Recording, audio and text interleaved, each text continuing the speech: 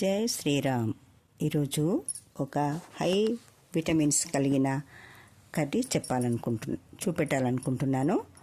ఇది ఎలా కుదిరిందో అంటే నేను ఎలా చేశానో మీకు ఎలా ఉందో నాకు కామెంట్ చేయండి.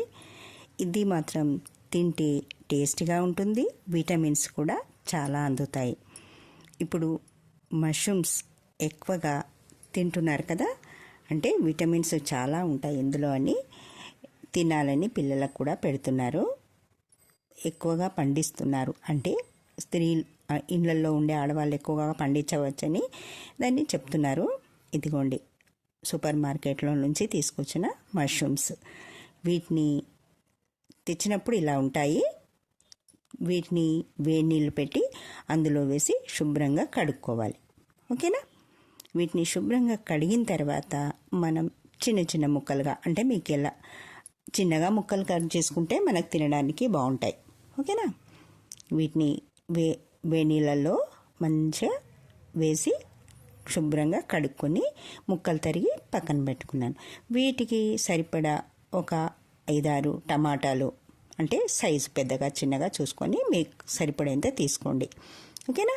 టమాటాలు బాగా ఉడికిచ్చి, అంటే గోలినట్టు చేసి దాన్ని మిక్సీ చేసి పేస్ట్ చేసి పెట్టుకున్నాను వీటికి.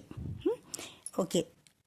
తర్వాత ఉల్లిపాయలు, పచ్చిమిరపకాయలు, వాటిని కూడా తరిగి పక్కన పెట్టుకున్నాను.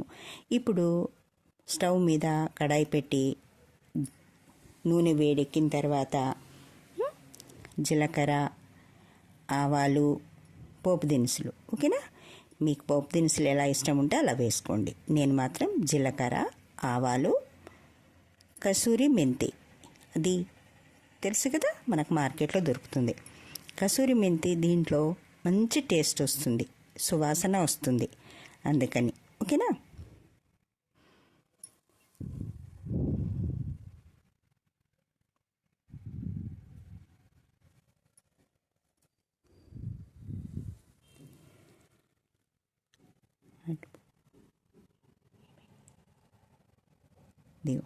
కసూరి మెంతి వేసి కాస్త గోలిన తర్వాత అప్పుడు పచ్చిమిరపకాయలు, ఉల్లిపాయలు, అల్లం వెల్లుల్లి వేసి దూరగా వేయించుకుంటున్నాం. ఉల్లిపాయలు మంచిగా గోలితే టేస్ట్గా ఉంటాయి. పచ్చిగా ఉంటే కూర టేస్ట్గా ఉండదు, అందుకని. ఓకేనా?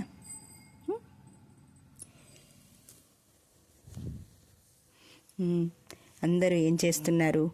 బాగున్నారా? ఇలా అప్పుడప్పుడు సరదాగా ఎక్కడికైనా వెళ్ళినప్పుడు, నేను మా అక్కయ్య దగ్గరికి వెళ్ళాను, అక్కడ చేసిన కర్రీ ఇది. ఓకేనా? ఇలా చేశారు వాళ్ళు. మంచిగా గోలిన తర్వాత ఒక్కొక్కరు వండినప్పుడు ఒక్కొక్కరికి ఒక్కొక్కలాంటి టేస్ట్ వస్తుంది, అందుకని అక్కయ్య వాళ్ళతో చేయించుకున్నాను. ఎప్పుడు నా కర్రీ ఏమిటి అని కదా. ఇలా అక్కయ్యకి ఇలా ఇష్టం. టమాటాను గోలిచ్చి దాన్ని పేస్ట్ చేయడం. మామూలుగా అయితే టమాటాలు కట్ చేసి మిక్సీ చేసేస్తాం, కానీ అక్కయ్య అలా కాదు, వాటిని మంచిగా గోలనిచ్చి, అంటే నూనె వేసి. అప్పుడు అందుకని ఇందులో నూనె తగ్గింది. అప్పుడు టమాటాలు గోలినప్పుడు నూనె ఎక్కువ ఉంది అందులో, అందుకని ఇందులో కర్రీలో మీకు నూనె తక్కువ కనిపిస్తుంది కదా, అందుకనే చెప్తున్నాను. టమాటాలు గోలినప్పుడు అందులోనే టమాటాలకు నూనె పడింది, అందుకనే టమాటా గోలనిచ్చి బాగా మిక్సీ చేసి ఇక్కడ ఇందులో వేస్తుంది. అప్పుడు ఉడికి ఉంటుంది కదా టమాటా కూడా, అప్పటికి అంత గోలి ఉంటుంది కనుక టేస్టీగా ఉంటుంది, అందుకని అందులోనే సాల్ట్ కూడా వేసింది. కర్రీ వేసేటప్పుడు మీకు సాల్ట్ కనిపించలేదు, అందుకని.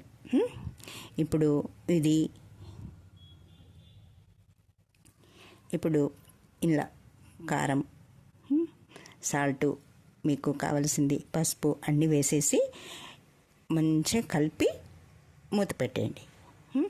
మీకు కర్రీ సరిపోతుంది పలచగా అనుకుంటే ఓకే.